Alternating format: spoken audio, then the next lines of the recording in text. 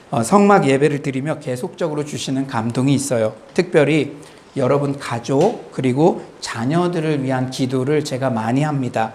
이 성막 예배 기간 동안 육체적, 정신적 치유의 역사를 부어주시기를 간절히 기도합니다.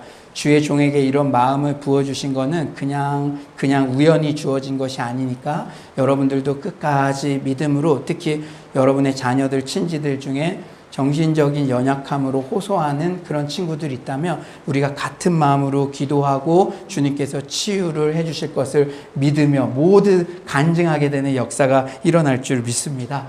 가족이 아프면, 특히 자녀가 아프면 그 부모님의 고민과 고통은 이루 말할 수가 없죠. 그런데 오늘 본문의 여인보다 더 절망스러운 부모가 우리 중에 과연 있을까요? 죽으면 다 끝입니다. 자녀의 임종을 지켜보는 부모는 한결같이 하루라도 살아있으면, 아프더라도 살아있으면 그 마음뿐일 것입니다. 만약에 장애우를 든 그런 어머니나 또 중병을 앓고 있는 이 자녀를 둔 어머니, 그 병 간호하기 너무나 힘들잖아요. 그렇지만 정말로 가장 부러운 것은 그 임종을 하고 나면 하루라도 아프더라도 장어우려도 살아있는 그 자녀가 가장 정말로 부럽다는 것이죠. 에스겔 16장 6절도 말씀하죠.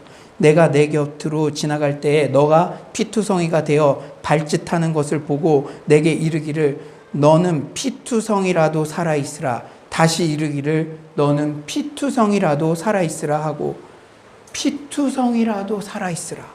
아무리 비참해도, 아무리 스스로가 싫어도, 달라질 것이 없어 보이고 나 자신이나 환경이 구제불능이어도 주께서 길이 되실 것이니 그래도 살아있으라는 그런 말씀입니다. 하지만 죽으면 끝이죠. 그런데 오늘 이 여인의 아들은 이미 끝났습니다. 죽어버렸죠. 사랑하는 여러분, 여러분의 자녀가 지금 고통을 겪고 있고 여러분들이 너무 그 기도 제목만 생각해도 힘들어도 살아있을 동안에 그래도 기도할 만한 소망도 있는 것입니다. 죽으면 끝난 거예요. 그러나 이 여인은 지금 죽어버렸죠. 17절이죠. 2일 후에 그 집주인 되는 여인의 아들이 병들어 증세가 심히 위중하다가 숨이 끊어진지라. 모든 기대와 소망이 사라진 상황을 대변해요. 여인은 생명을 갈구하지만 뾰족한 수가 보이지 않죠. 부모인 자신도 할 수 있는 게 없습니다. 국가나 사회 시스템도 해줄 수 있는 게 없어요. 완전히 끝나버린 절망적인 상황입니다. 혹 코로나19 모든 게 끝나버렸다고 생각하는 분은 주변에 없는지 여러분 잘 살펴봐야 됩니다. 상황이 길어지니까 자가격리 중에 극단적 선택을 했다는 소식들이 매스컴에 종종 들려와요. 해외에서도 그런 일이 있었다. 국내에서도 그런 일이 있었다. 여러분 가뜩이나 우울증으로 힘든데 14일 동안 아무도 못 만나고 혼자 있을 때 그런 정말 가슴 아픈 일들이 일어나고 있고, 이 기간이 길어질수록 점점 더 그런 소식들이 들려오죠. 혹 여러분들 중 나도 이제 완전히 끝난 것 같아. 특히 내 자녀도 이제 틀렸어. 우리 사업 이제는 어려울 것 같아. 한 번이라도 이런 절망적인 생각이 스쳐 지나갔던 분이 있다면 오늘 말씀을 통하여 근심이 변하여 찬송이 되는 역사가 일어날 줄 믿습니다. 오늘 본문 앞에 머물면서 지난 한 주 제가 계속 기도하는데 여인의 모습에 다른 사람의 모습이 아닌 저의 모습이 오버랩 되었어요. 그리고 서울로 공동체의 모습이 함께 오버랩 됐습니다. 여러분 오늘 본문 바로 전에는 사르밧 과부의 가정에 통의 가루와 병의 기름이 없어지지 아니한 그 유명한 기적이 소개되어요. 원래 이 여인은 이스라엘의 기근이 심해지고 먹을 것이 떨어지자 마지막 음식 먹고 아들과 함께 죽기를 갈구하는 그런 자포자기한 심정이었습니다. 하지만 선지자 엘리야를 통해 기적을 경험하고 다시 살아보려고 힘을 내서 한번 좀 뭔가 해보려고 애써보는 과정에서 그만 아예 아들이 죽어버린 것이죠. 여인의 속마음에는 별별 생각이 다 들었겠죠. 이럴 거면 그때 아예 굶어 죽게 만들지, 무슨 희망 고문하는 것도 아니고 살려놓고 다시 아들 죽게 하는 게 말이 되냐? 더 원망스러울 수도 있었을 거예요. 여러분 잘 아시다시피 우리 서울로 공동체에도 지난 2년 6개월여 동안 많은 회복과 은혜를 부어주셨습니다. 올해 초에 우리 미션홈 3기 청년들과 함께 또 수련회도 했고요. 제가 올해 많은 기대를 가지고 있었어요. 이제 3기가 합류하고 또 제가 뭐 숫자만을 목표로 하고 가지는 않지만 또 질적으로 회복이 되면 양적으로도 부흥되기 때문에 제가 그래도 한 몇 년 되면 이 정도 부어주세요.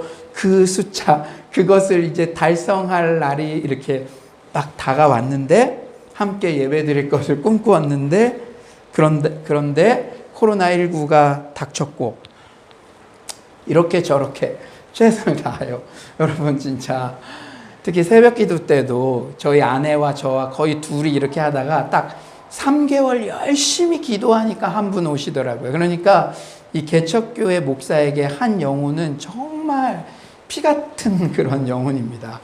그렇게 이제 기대하면서 이렇게 왔는데 또 코로나19 닥치고 그리고 뭐 이렇게 저렇게 최선을 다해서 막 택시 이렇게 신방도 해서 퇴근길에 모셔오기도 하고 부활주일마다 저 경기도까지도 가고 어떻게든 이렇게 여러분들도 함께 점점 회복되어 가는 시점에 다시 예배 장소를 옮겨야 하는 상황이 또 닥쳤죠.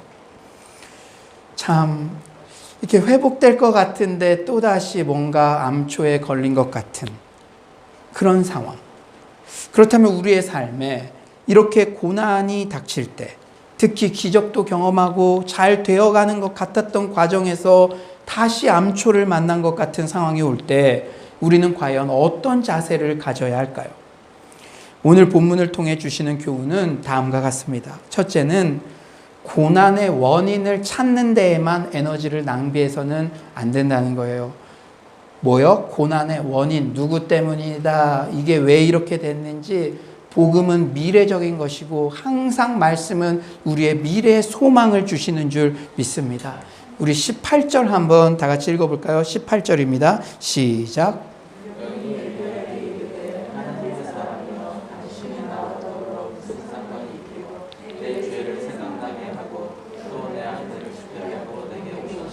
예, 내 죄를 생각나게 하고 여인의 말 속에는 아들의 죽음이 자신의 죄 때문이라는 인식이 깔려 있어요. 당시 사회 문화에서는 재난이나 질병을 자신의 죄와 결부시키곤 했습니다. 욥기 4장 7절도 말씀하죠. 생각하여 보라, 죄 없이 망한 자가 누구인가? 정직한 자의 끊어짐이 어디 있는가? 그러니까 죄 때문에 너가 망한 거다. 여러분 지금 코로나19로 상황이 어려워서 힘들어지잖아요. 그리스도인이라고 비껴가지 않잖아요. 그런데 우리 주변 사람들이 야 그거 네 죄 때문에 그런 거야. 특히 내 아이 아픈 것만도 너무 가슴 아픈데 네가 뭐 죄를 지었겠지. 어이구 내가 그럴 줄 알았어. 이런 생각들을 하게 된다는 것이죠. 그리스 로마 신화 등을 보면 정말 이방인들은 신에 대해서 이런 가치관을 가졌는데요. 신이 인간을 통제하고자 인간에게 두려움을 주기 위해 재난과 고난을 동원하는 폭군처럼 생각했습니다. 그러니까 우리 그리스 로마 신화 같은 거 보면 거기에 묘사되는 신은 우리의 하나님과는 정말 달라요. 열받으면요 사람들을 막 힘들게 해가지고 두려움에 떨어서 내 말을 복종시키게 하는 그런 신관. 여러분 한마디로 사르밧 과부 여인은 자신의 죄 때문에 신이 아들의 죽음이라는 재난을 자신에게 주었다라고 지금 생각하고 있어요. 우리도 은연중에 고난이 올 때 특히 자녀가 말 못할 병을 앓고 있을 때 다 부모인 자기의 죄 때문이라고 생각하기 쉽습니다. 다 내 잘못 같아요. 지금 간호하기도 힘든데 그런 마음이 있으면 얼마나 힘들겠습니까? 그리고 가장 친하다는 사람조차 아이고 네가 뭔가 그럴 만한 뭐가 있겠지 말은 안 해도 은근히 눈으로 그럴 때 2번 죽는 경험을 하는 것이죠. 하지만 우리는 주변 사람들이 고난을 당할 때 절대 죄의 원인을 찾는 데만 에너지를 낭비해서는 안 됩니다. 예수님도 장애가 자기 죄 때문인지 부모의 죄 때문인지 묻는 제자들에게 이 사람이나 그 부모가 죄를 범한 것이 아니라 그에게서 하나님께서 하시는 일을 나타내시고자 하심이니라고 분명히 말씀하셨습니다. 아멘이십니까? 지금요 우리 도처에는 죽음의 문턱에서 삶을 향한 절박함을 호소하는 사람들이 즐비합니다. 특히 코로나19의 지금 상황에서는 더더욱 그래요. 지금 과부처럼요, 아들이 죽었어요. 우리 사업이 완전히 망해가기 일보 직전이에요. 누군가 이 문제를 해결해 주고 싶지만 자포자기한 심정으로 눈물 흘리는 사람들이 우리 주변에 즐비해 있다는 거예요. 지금은요, 우리가 그거 누구 잘못 때문이야 원인을 밝히기보다는 고통받은 자들과 함께 울어주고 그들을 위해 사랑을 흘러보내야 할 때인 줄 믿습니다. 제가 어제요, 우리 최근 코로나19 그리고 여러 가지 건강상의 이유 때문에 우리 공동체에 오시지 못하는 분들, 전화가 되는 분들은 한 분씩 전화를 했어요. 왜냐? 저에게 주신 깨달음이 있었기 때문이죠. 제가 최근 기도할 때마다 저에게 주시는 깨달음은, 우연아, 너는 지금은 응급실 같은 역할을 해야 된다. 여러분, 길거리에서 교통사고가 나서 죽어가는데 우리 병원 소속 아니에요. 그리고 그 아이를 거절한다면 그것이 의사로서 해야 할 일입니까? 여러분, 지금은 피덩이라도 살려내야 하는 것이죠. 그래서 제가 오랫동안 전화통화가 되는 분들에게 이렇게 이야기했어요. 지금 코로나19 다 힘들다고 하는데 진짜 걱정돼서 전화했습니다. 지금은 교회 소속이나 그런 거 상관없이 집사님이 힘들면 언제든지 저에게 문자 주세요. 제가 기도하고 싶습니다. 지금 어차피 이곳에 오기도 힘든 온라인으로 드리는 분들도 있고, 그러니까 지금은 내 교회, 네 교회, 내 소속, 네 소속 상관없이 한번 저의 양이었으면 평생 양이라는 생각으로 제가 기도하는데, 제가 지금 힘든 시간에 견딜 수가 없습니다. 언제든지 저에게 기도 제목 보내주세요. 부담 없이. 그러니까 고맙다고 그러더라고요. 사랑하는 여러분, 지금은요, 여러분 주변에도 우리 교회에 꼭 그 사람이 오든 안 오든 그거는 하나님께서 하실 일이고, 여러분의 병원에, 여러분의 건축 현장에, 여러분의 직장에 믿음을 가졌다가 떠나가신 분, 계속 예배를 못 들으니까 낙심된 분, 자녀가 자가격리하면서 게임 중독에 점점 빠지고 죽고 싶어 하는 분들, 그런 분들의 이야기들을 여러분들이 들어주고 여러분들이 주일 예배 때 받은 은혜를 전해주고 그래야 될 때인 줄 믿습니다. 여러분, 교회가 되시기를 바랍니다. 우리가 함께 와서 이루는 서울로 교회도 있지만 여러분 각자가 가는 곳, 삶의 처소가 교회가 될 줄 믿습니다. 우리 청년들에게도 그것을 나누었어요. 그래서 너희들이 그렇게 케어해 주다가 그 사람들, 그 청년들이 뭐 먹고 싶다고 하면 목사님 불러라. 목사님은 라떼는 말이야, 그런 말 절대 안 할게. 그냥 밥만 사주고 올게. 여러분들에게도 동일하게 제가 콜링합니다. 여러분의 직장, 여러분의 주변, 여러분 오늘 말씀 Q&A도 좋잖아요.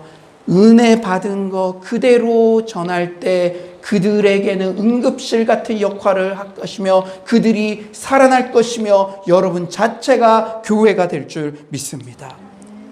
톰 라이트 목사님께서 최근 쓰신 신작 하나님과 팬데믹이라는 책에서도 이런 부분을 다루고 있어요.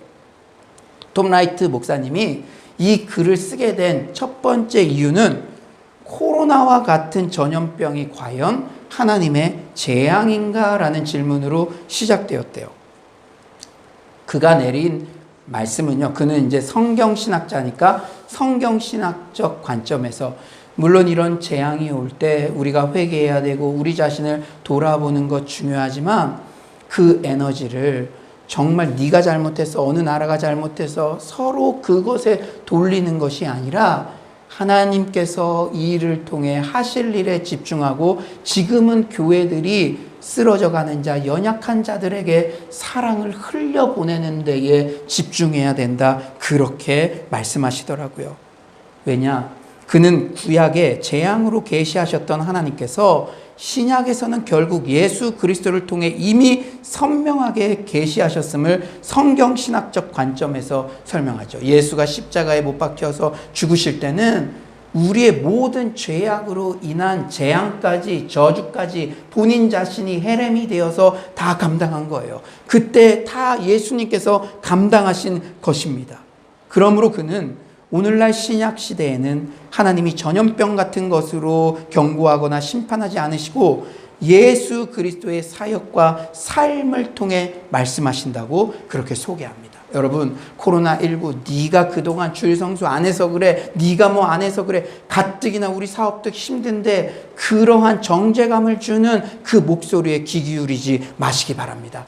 우리의 모든 저주는 예수님께서 이미 십자가 상에서 해결하시고 그분이 모두 감당하셨는 줄 믿습니다.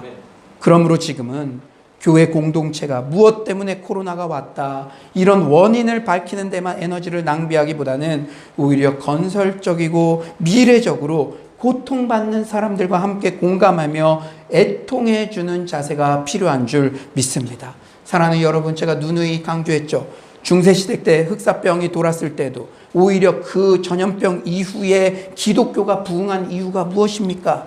전염병 걸린 사람은 다 죄 때문이다라는 등의 마녀 사냥을 그치고 교회에서 아픈 자들에게 물과 양식을 주며 천국의 소망을 갖게 하며 사랑으로 보살폈기 때문에 그 재난의 시기에 오히려 불신자들에게 사랑의 진정성을 인정받았기 때문에 저 기독교의 신앙이 진짜다라는 마음으로 수많은 불신자들의 마음을 연 것이죠. 특히 지금 경제적으로 고통받는 분들 많아요. 우리 가장들, 자영업자들, 그들에게 뭐 죄 때문에 네 막힌 거야, 그럴 줄 알았어, 이거 아닙니다.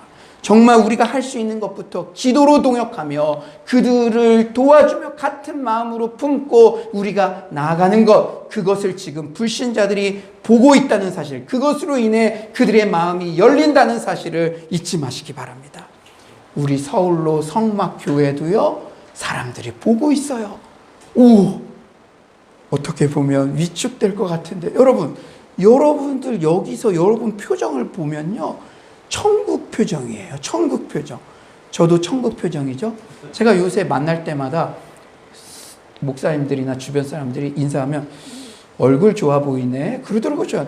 죄송합니다, 너무 좋아 보여서. 제가 행복하죠. 하나님께서 반드시 미래적이고 소망을 주시는 분께서 더 좋은 일을 우리에게 준비해 주셨는 줄 믿습니다. 두 번째로, 결국은 하나님만이 해답되신다는 사실을 굳게 붙잡아야 됩니다. 여러분, 잘 돼가는 것 같았다가 암초에 걸린 것 같이, 이 과부처럼 아이랑 죽으려고 그랬는데 기적을 경험했는데 잘 되는 것 같았는데 죽었을 때, 이런 상황에서 사실은 마음 관리하기 어려운데, 그때도 결국 하나님만이 해답되신다는 사실을 붙잡아야 돼요. 누구만이 해답되신다고요? 하나님.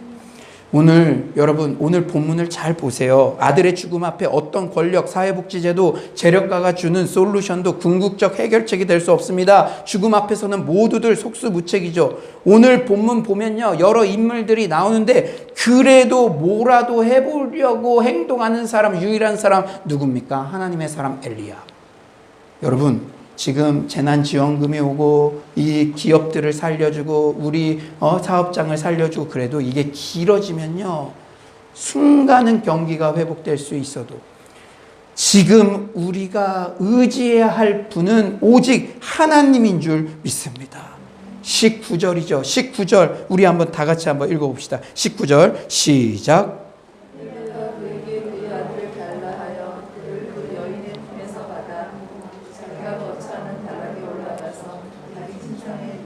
예, 그리고 나서 엘리야가 무엇을 했죠? 21절에 그 아이 위에 몸을 3번 펴서 엎드리고 여호와께 부르짖어 이르되 내 하나님 여호와여, 원하건대 이 아이의 혼으로 그의 몸에 돌아오게 하옵소서 하니. 그렇습니다. 세상길이 다 막혀 있을 때 우리가 할 수 있는 것은 기도뿐입니다. 사랑하는 여러분, 사방이 막혀도 하늘은 뚫려 있는 줄 믿습니다. 그런데 최후의 보루라고 생각한 그 기도가 아이를 살렸어요. 아멘이십니까? 성경은 살아계신 하나님의 말씀입니다. 그 말씀은 오늘 우리에게도 유용한 줄 믿습니다. 기도가 문제 해결의 핵심이에요. 기도는 찬양을 하고 죄를 자백하고 매일 몇 분 이상은 해야 된다, 감사하고 간구해야 한다는 특정 순서나 일정한 방법이라기보다는 내가 하나님만 의지한다는, 하나님의 공급만을 신뢰한다는 신앙의 태도입니다. attitude. 여러분, 다 망하고 하나님께 나아가도 괜찮아요. 여러분, 내 아이가 죽었다, 이제 희망 없다, 그때도 늦지 않습니다. 아멘이십니까? 하나님 하나님이 우리의 궁극적인 해결책입니다. 기도가 이렇게 중요해요. 기도의 중요성은 교차 대구 구조라는 오늘 본문의 독특한 구조에서도 잘 드러납니다. 여러분, 오늘 유식해질 것 같아요. 성경을 쓸 때요, 문학적인 기법을 통해서도 주제를 강조하는데 A-M-A-라는 교차 대구 구조라는 게 성경에는 있어요. M이 메인이죠. 그 중간에 위치하는 것이 진짜 전하고 싶은 주제입니다. 여러분, 오늘 본문이 참 재밌는 건 오늘 본문에 이 아이가 어떻게 죽었는지, 언제 죽었는지, 무슨 병으로 죽었는지 별 설명이 없어요. 17절에 숨이 끊어진지라 한마디뿐입니다. 그리고 이 아이가 살아난 것도 여러분 구약에 처음 나온 그 대단한 부활 사건의 예표인데도 한 줄로 그냥 끝납니다. 22절 여호와께서 엘리야의 소리를 들으심으로 그 아이의 혼이 몸으로 돌아오고 살아난지라. 여러분, 만약 죽은 아이가 살아났다면 그것보다 더 큰 특종 뉴스가 어디 있겠습니까? 여러분, 우리 성막 예배 드리는 기간 동안에 죽은 애가 살아났어요. 그럼 수많은 사람들이 몰려오겠죠. 죽은 애가 살아났다는 그 일이 메인이 될 것입니다. 집중할 것이에요. 그리고 애가 살아서 뛰어다녔는지 무슨 말을 했는지 궁금해할 것입니다. 하지만 오늘 성경 본문은 죽은 아이의 부활 그 자체보다 더 강조점을 주는 포커스가 있어요. 여러분, 지금 여러분들의 사업의 현장, 그리고 자녀들의 건강, 여러분의 포커스가 온통 자녀가 언제 그 건강이 나을 것인가, 정신적인 질병이 떠날 것인가, 내 사업이 언제 좀 풀릴 것인가, 당연히 그런데 마음이 가죠. 그런데 오늘은 아이의 죽음에서 부활이라는 이 대단한 사건에서도 성경 저자는 의도적으로 그것을 강조하지 않고 중간에 나오는 메인 팀을 강조합니다. 여러분, 잘 아시다시피 교차 대구 구조의 강조점은 전체 본문의 중간에 위치하죠. 오늘 본문 17에서 24절 전체 중간절이 무엇입니까? 바로 20에서 21절 엘리야의 기도 장면이 오늘 본문의 핵심임을 말하고 있어요. 우리 20에서 21절, 우리 온라인으로도 지금 들으시니까요, 우리 다 같이 큰 목소리로 한번 읽어봅시다. 시작. 여호와께 부르짖어 이르되 내 하나님 여호와여, 주께서 또 내가 우거하는 집 과부에게 재앙을 내리사 그 아들이 죽게 하셨나이까 하고 그 아이 위에 몸을 3번 펴서 엎드리고 여호와께 부르짖어 이르되 내 하나님 여호와여, 원하건대 이 아이의 혼으로 그의 몸에 돌아오게 하옵소서 하니. 아멘. 신앙의 승리자들은 이렇게 모두 닫힌 공간에서의 하나님과의 친밀한 교제, 기도로 승부를 걸었습니다. 여러분, 오늘 본문을 잘 보면 이 대구 구조가 또 재밌는 게 있는데요. 처음에는 엘리야와 과부의 대화, 열린 공간에서의 대화였어요. 그러나 이제 메인 팀이 되는 중간절에서는 아이를 데리고 엘리야가 닫힌 공간으로 들어가서 문을 닫죠. 그리고 다시 나와서는 아이가 살았다. 열린 공간으로 나왔습니다. 여러분, 우리 인생의 핵심이 되는 것은 우리가 이렇게 보여지는 공간, 이 공간보다도 우리가 하나님 앞에서 닫힌 공간에서 얼마나 기도하고 있느냐, 하나님과의 독대의 시간을 나와 하나님만에 가지고 있는 그 시간이 중요하다는 것을 강조합니다. 아멘이십니까? 사랑하는 여러분, 신앙의 승리자들이 이렇게 모두 닫힌 공간에서의 하나님과의 교제를 통해서 그 기도의 승부를 걸었습니다. 기도할 때 엘리야는 죽은 아이의 부활을 경험했죠. 기도할 때 모세는 전쟁의 승리를 쟁취합니다. 기도할 때 조지 뮬러는 고아들의 양식을 하나님께 공급받았습니다. 여러분, 죽은 아이의 부활, 내 자녀의 병고침, 그리고 전쟁의 승리, 우리 사업의 확장, 우리가 사업이 망하지 않는 것, 그리고 양식을 공급받는 것, 우리 가정의 경제적인 공급, 그 모든 것들, 인물은 달라도 한 가지, 기도할 때 그런 역사가 일어났다는 것입니다. 오늘 본문이 주시는 메시지는 명확하죠. 아들이 죽은 것 같은 위기, 코로나19로 내 사업이 도산당할 것 같은 위기, 코로나 블루로 인한 내 자녀의 정신적, 육체적 질병의 위기, 그 위기의 궁극적 해결책은 하나님으로부터 나오는 줄 믿습니다. 모든 생명력은 하나님으로부터 주어지는 거예요. 아들을 되돌려주고 과부에게 다시 살 희망을 주고 가장들에게 에너지와 용기를 주는 이 생명력은 기도하는 자들에게 주어진 특권인 줄 믿습니다. 이 성막 예배 기간 동안 여러분 각 가정마다 이런 특권을 사용하시고 응답받게 될 것을 확신합니다. 여러분 믿고 나아가 봐요. 응답 받을 때까지 한번 기도해 봅시다. 하나님께서 이 기간 동안에 우리에게 특별한 은혜를 부어주실 것이다. 여러분 한 명 한 명 다 간증자가 될 것이다. 그 확실한 음성을 저에게 기도할 때마다 주십니다. 여러분 끝까지 믿음으로 이런 본문을 붙잡고 기도로 나아가서 간증의 주인공들 되시길 간절히 축원합니다. 그런데 엘리야의 기도 장면에서 특히 두 가지 사실이 감동이 돼요. 먼저 21절이죠. 우리 21절 한번 다 같이 한번 읽어봅시다. 21절 시작. 그 아이 위에 몸을 3번 펴서 엎드리고 여호와께 부르짖어 이르되 내 하나님 여호와여 원하건대 이 아이의 혼으로 그의 몸에 돌아오게 하옵소서 하니. 여러분 참 이해가 잘 안 가는 행동이 있죠.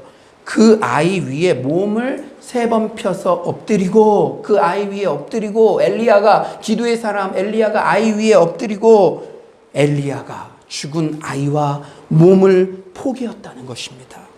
죽은 아이의 정지된 심장박동, 싸늘하게 식어져가는 손과 발, 그 모든 죽음의 시그널들이, 그 고통들이 엘리야에게 그대로 전해졌을 거예요.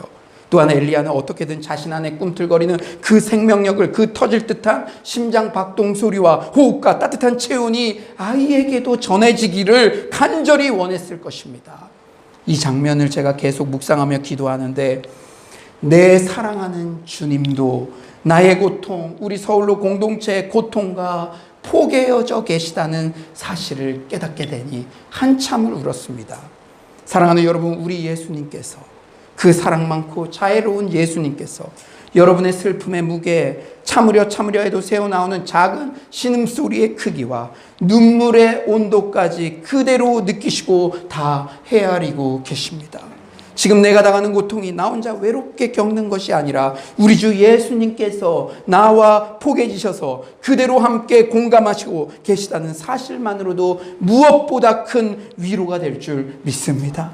엘리야의 기도 장면에서 받는 또 하나의 감동은 자격 없는 자에게 부어주시는 그럼에도 불구하고의 은혜예요. 오늘 본문은 단순한 기도의 중요성, 죽은 자의 치유 등의 지역적 메시지를 전하는 데 끝나지 않습니다. 하나님을 자원으로 살 것인가, 자신과 세상의 힘만을 의지하며 살 것인가, 코로나19 같은 이 팬데믹, 아이의 죽음 같은 그 위기의 순간, 그 위기의 순간에 내가 하나님을 자원으로 살 것인가, 내 힘과 세상을 자원으로 살 것인가, 그것에 대한 묵직한 메시지를 우리에게 준다는 거예요. 큰 주제를 다루고 있습니다. 여러분 집에 돌아가셔서 17장 전체를 한번 읽어보세요. 제가 기가 막힌 것은 어제까지 우리 성경 통독, 성경 대학 본문이 바로 17장에 포함되어 있었어요. 오늘 우리가 그 말씀을 전합니다. 여러분 17장 전체가 어떤 흐름으로 나갑니까? 엘리야는 17장 초반부에 하나님의 공급을 경험했어요.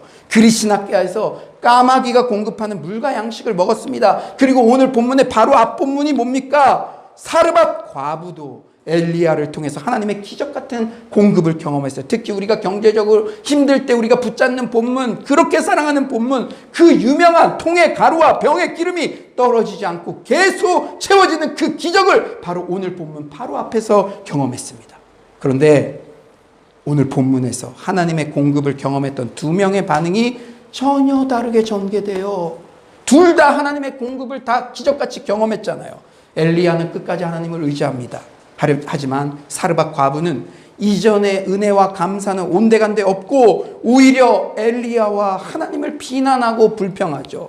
우리 18절 한번 다 같이 읽어봅시다. 우리 온라인으로 들으시는 분들도 18절 한번 크게 한번 읽어봅시다. 시작. 엘리야에게 이르되 하나님의 사람이여 당신이 나와 더불어 무슨 상관이 있기로 내 죄를 생각나게 하고 또 내 아들을 죽게 하려고 내게 오셨나이까. 여러분 그런 지금 뉘앙스예요. 여러분들이 그냥 세상 친구들이랑 살 때는 죄책감도 없죠. 그런데 목사님과 여러분 집에서 일주일 동안 산다고 생각해 보십시오. 아, 목사님 없었으면 그냥 자유롭게 TV도 보고 인터넷도 하고 막 이렇게 할 수 있었는데 당신이 있어가지고 괜히 내 안에 죄책감, 내 죄가 뭔지, 우리 가정의 죄가 뭔지 그것을 생각하게 됐습니다. 이런 거예요. 엘리야 같은 선지자와 함께 있으면서 자신의 죄가 더욱 민감하게 드러나게 되었다고, 내 아들 죽게 하려고 여기 왔냐고, 하나님 탓, 엘리야 탓, 이렇게 하고 있습니다. 참으로 배은망덕하고 무례한 반응이죠. 하지만 하나님의 은혜는 언제나 그렇듯이 이렇게 자격 없어 보이는 자에게도 일방적으로 부어지는 줄 믿습니다. 사르밧 과부의 모습 속에서 우리의 모습을 발견하죠. 어제까지 그렇게 하나님으로부터 기적적인 공급을 경험하고도 오늘 문제가 생기면 또다시 불평하고 내 방법 주파나를 튕기곤 하죠. 하지만 이런 자격 없는 배은망덕한 나인데도 오늘도 여지없이 말씀의 은혜를 주시고 내 자녀를 고쳐주시고 문제를 해결해 주시는 줄 믿습니다. 여러분, 자녀 해결될 줄 믿습니다. 그렇습니다. 지금 내가 누리고 있는 모든 것, 은혜 아니고는 어떤 것도 설명이 될 수 없어요. 그렇다면 이제 우리는 어떻게 살아야 할까요? 사르밧 과부 같은 자격 없는 우리에게도 그럼에도 불구하고의 은혜를 부어주시는 내 구주 예수님을 더욱 사랑하게 되시기를 간절히 축원합니다. 또한 어제 하나님의 공급하심의 은혜를 경험했으면 오늘도 신뢰하는 엘리야의 길을 걷기를 소망합니다. 더 나아가서 우리도 엘리야처럼 낙담으로 쓰러져 있는 영혼들에게 하나님의 공급하심을 전달하는 사명까지도 감당하기를 간절히 축원합니다. 이제 말씀을 정리하겠어요. 오늘 설교는 영상을 보며 마무리하겠습니다. 지난 목요일 예수소망교회 권혁수 목사님이라는 분을 배웠어요. 온라인 소그룹 사역을, 온라인 모바일 처치 사역을 활발히 하신다는 소개를 받고 만났죠. 그런데 그 온라인 교회를 개척한 그 소그룹 구성원들이 좀 독특했어요. 여러분, 의사분들은 잘 아시겠지만 소아 뇌전증 자녀, 간질이라고 하면 더 이해하기 쉽겠죠. 여기 자녀가 간질이에요. 밤새 눈이 뒤집어져 가지고 그러면 엄마는요 밤새 못 잔답니다. 그런 어머니들의 소그룹이었어요. 처음에는 그냥 기도 좀 해주세요 했다가 본인이 너무 좋으니까 자신의 연세 세브란스 병원 그 동일한 고통을 받고 있는 자녀 그 엄마들에게 우리 같이 기도 받아볼래 해가지고 그게 온라인 교회로 형성해가고 불교 신자도 세례를 받고 그런 역사들이 일어나더라고요. 파이팅 게일이라는 온라인 소그룹 모임의 3파 역할을 한 이 지혜 자매 영상 간증을 이 시간에 한번 다 같이 한번 보도록 하겠습니다. 저희 가정에는 3명의 자녀가 있습니다. 첫째 딸 서원이, 둘째 딸 여원이, 그리고 2018년도엔 막내 아들 우원이를 허락해 주셨습니다. 셋째를 낳고 산후조리원에 들어간 지 4일째 되던 날, 둘째 딸인 여원이가 경기로 처음 쓰러졌고 점점 더 자주 쓰러지더니 막내가 100일이 되기 며칠 전 병원에 입원하게 되었습니다. 많은 분들이 간질이라는 병명으로 알고 계신 뇌전증으로 가장 유명하다는 신촌 세브란스 병원이었지만 수십 번씩 반복하는 경기의 원인을 찾지 못했고 매일 늘어가는 항경련제와 약물로 인해 려원이는 급격히 나빠지기 시작했습니다. 왜 우리 려원이가 이런 일을 겪어야 하는지 아무리 기도해도 주님의 뜻을 알 수가 없었고 할 수 있는 모든 회개 기도와 모든 고백을 다 했지만 경기는 점점 더 심해져만 갔습니다. 병실 근처에 작은 병원 예배실이 있어 틈만 나면 려원이의 유모차를 끌고 그곳에 갔습니다. 병원 침대 앞에는 치유와 관련된 성경 구절들을 붙여놓고 하나님의 공의와 선하심을 고백하며 매일 기도했지만 경기는 점점 더 잦아지고 강해졌고 하루 평균 50번이 넘게 쓰러지고 주사 맞기를 반복했습니다. 입원한 지 2주 차에 약기운에 잠이 든 려원이가 잠에서 깨서 하는 말이 예수님이 꿈에 나오셨는데 려원이를 바라보시며 슬퍼하시면서 우셨다는 겁니다. 평소에 꿈 이야기나 그런 말을 한 적이 한 번도 없어서 놀란 마음을 붙잡고 기도하다가 그날부터 많은 분들에게 매일 밤 기도 편지를 쓰기 시작했습니다. 반복되는 검사와 주사 바늘로 려원이의 작은 손엔 더 이상 남은 혈관이 없었고 걷지도 못하고 눈빛은 초점을 잃어만 갔습니다. 설상가상으로 병원에서 주는 케톤식 이외엔 아무것도 먹을 수 없이 굶어야만 하는 극한의 식이치료마저 하게 되었습니다. 케톤 치료를 시작하기 전 마지막으로 려원이가 좋아하는 떡볶이를 좀 먹이고 싶어서 주님께 딱 25분만 경기를 멈춰달라고, 병을 고쳐달라는 것도 아니고 좋아하는 떡볶이라도 마지막으로 먹이게 해달라는 거니까 그것만 좀 들어주시면 안 되냐고 려원이의 손을 붙잡고 열심히 기도하고 있는데 그 순간 곧바로 십자가 앞에서 보란듯이 경기를 하는 려원이를 보자 뭔가가 머릿속에서 툭 하고 끊어지는 기분이었습니다. 살아가며 단 한 번도 주님을 원망한 적 없던 저의 입에서 처음으로 원망과 불신, 분노의 말들이 무섭게 쏟아져 나왔습니다.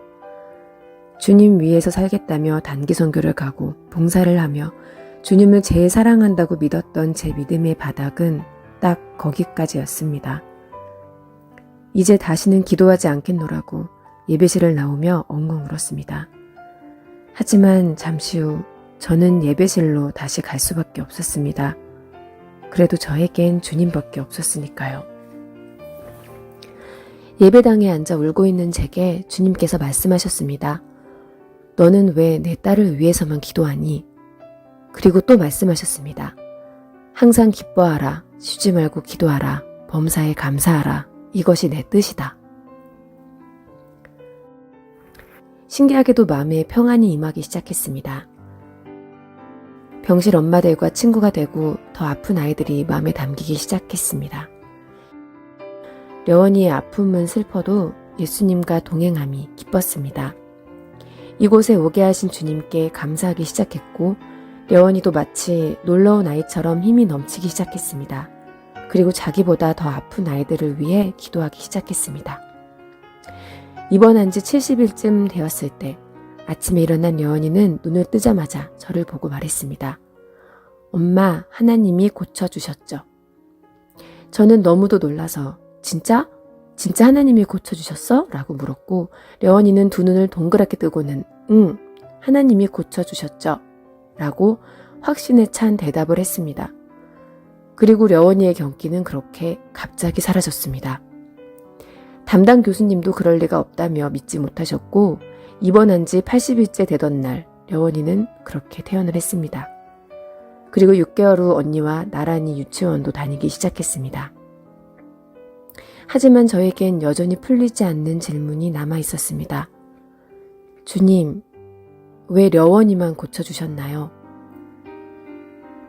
어떠한 답도 들을 수 없었지만 려원이가 받은 중보기도들만큼 병실에 있었던 많은 아이들을 위해 평생 기도해야겠다고 생각했습니다.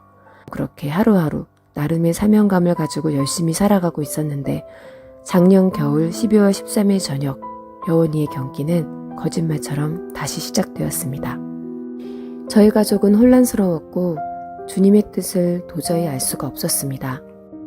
그렇게 다시 입원 생활이 시작되었고 크리스마스 이브 아침 교수님께서는 원인 부위를 드디어 찾아냈다며 수술 가능한 부위지만 아이가 감당하기엔 너무 고통스러운 과정이고 수술 부위가 오른쪽 다리 운동신경 부위라 걸을 수 없게 될 것이며 재활도 얼마나 오래 걸릴지 또 얼만큼 돌아올지는 알 수 없다고 하셨습니다. 소식을 듣고 병실에서 친해졌던 동생의 위로 전화가 왔었는데 그 엄마는 불교 신자였습니다. 바로 그때 여지껏 아무리 물어도 답을 들을 수 없었던 그 질문, 왜 려원이만 고쳐주셨나요? 에 대한 대답을 저의 입을 통해 고백하게 되었습니다.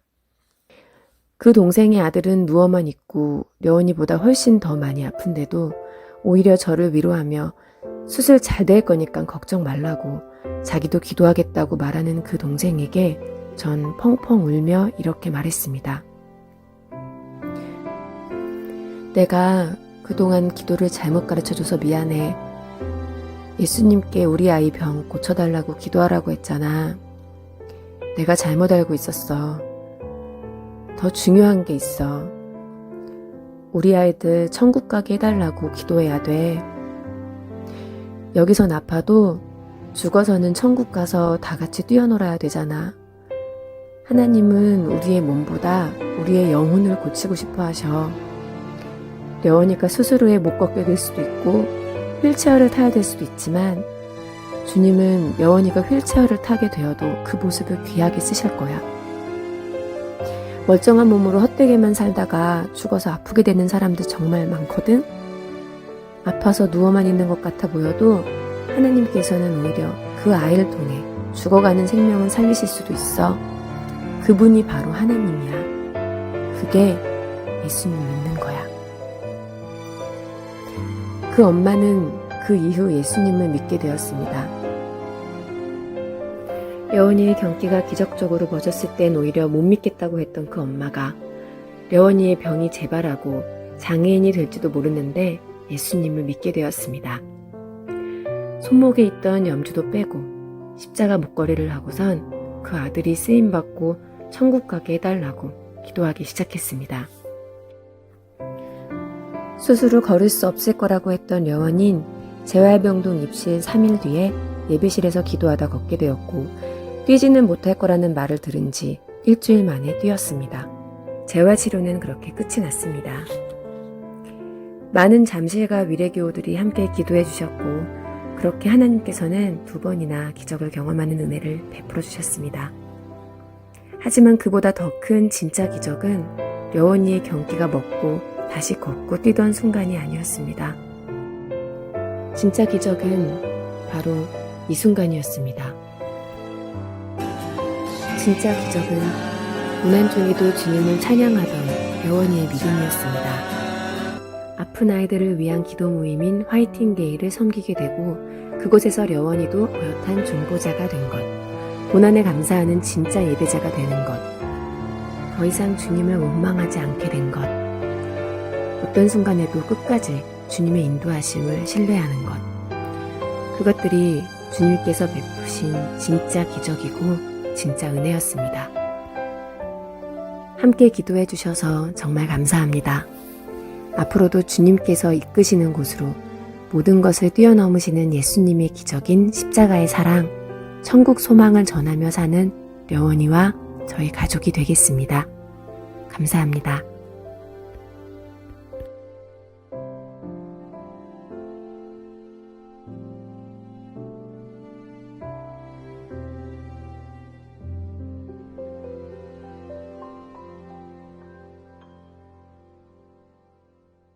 우리 하나님께만 영광의 박수 올려드리고요. 제가 이 지혜자매에게 우리 교회에서 이 영상을 함께 해도 되겠느냐고 묻고 이렇게 허락을 했어요. 그래서 아마 지금 실시간 예배에도 보고 있을지도 모르겠습니다. 제가 이 지혜자매의 간증을 들으며 가장 감동이 되었던 것은 하나님께서 여원이에게 기적을 행하실 때 내 친구 불교신자가 믿었던 것이 아니라 오히려 병이 재발했을 때 믿게 되었다. 그 고백인데요. 원래 이 지혜자매는 연기를 전공했다고 합니다. 그런데 이 자녀 돌보느라고 연기자의 꿈은 잠시 멈췄지만 이 파이팅 게일이라는 이 기도 모임을 이끌면서 이렇게 기적적인 역사들이 많이 일어나고 있더라고요. 7명의 환우들을 위해서 이렇게 기도하는데 그 중보 그룹들이 7명이 있는데 그 중보 그룹 중에는 캐나다에 있나요? 원더걸스 선예자매도 중보 그룹으로 이렇게 서게 되고 그리고 뭐 송은이 자매나 악동 뮤지션이나 이런 사람들이 믿음을 가진 사람들이 함께 중보해주고 이렇게 하나님의 교회가 이렇게 세워져 가는 것들. 제가 이 간증을 들으면서 내 자녀의 고통 하나님께서 물론 기도 응답해 주시고 기적 같은 은혜 부어 주실 것이지만 또 우리 서울로 공동체가 이렇게 성막 예배 드리는 이런 상황, 그러나 이 상황 속에서도 개척교회 목회자들, 포기하고 싶은 목회자들에게 다시 하겠다는 그런 소망을 주는 그런 시간이 될 줄 믿습니다. 여러분들도 교회가 되십시오. 이렇게 여러분 주변에 상처받은 영혼들, 그 영혼들이 여러분의 사랑을 통해서 이렇게 세워져 가게 될 줄 믿습니다. 제가 이 지혜자매랑 이렇게 간증을 들으면서 참 놀라웠던 것은 참 진짜 그럴까 믿기지 않은 말을 들었어요. 여원이가 아프기 전보다 아픈 후에 이 영혼의 기쁨을 발견한 지금이 더 행복하다고. 여러분, 우리의 생각으로는 상상할 수 없는 대답이지만 영혼이 살아나는 기쁨을 누리게 되는 그 지혜자매에게는 지금 상황이 천국이고 그 사명을 위해서 예전에는 네 죄가 얼마나 많아서 그런 말 하는 사람도 있대. 부모가 얼마나 그랬길래 애가 저러냐 찌찌거리고요. 또 연대 세브라스 병원에 기도실이 있는데 이렇게 자녀가 심각하면은 기도하러 많이 갈 텐데 기도하는 사람이 없더래요. 저 구석에서 엄마들끼리 술을 먹으면서 내 생애는 저주받았어.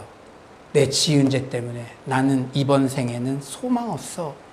그렇게 술 먹고 눈물 흘리는 그 어머니들에게 지혜자매가 상처 입은 치유자로서 복음이 전달되고 교회가 세워지는 모습을 보면서 여러분 자신도 고통받는 자들, 여러분 삶의 처소에 있는 여러분의 동료들에게 그런 상처 입은 치유자 교회가 될 줄 믿습니다. 아무쪼록 이 성막 예배 기간 동안 기도를 통해 여러분의 모든 삶의 문제가 해결되기를 소망합니다. 특히 개인과 가족 그리고 사랑하는 자녀들이 치유의 기적을 경험하게 될 줄 믿습니다. 오늘 사르밧 과부의 이 말씀을 여러분께 주신 말씀으로 붙잡고 기도할 때 주께서 그런 역사들을 부어주실 줄 믿습니다. 나아가서는 이 영상의 지혜자매처럼 나와 동일한 고통을 겪고 있는 주변의 사람들에게 상처 입은 치유자로서 복음을 전하는 삶을 사는 서울로의 모든 성도님들 되시기를 간절히 축원합니다.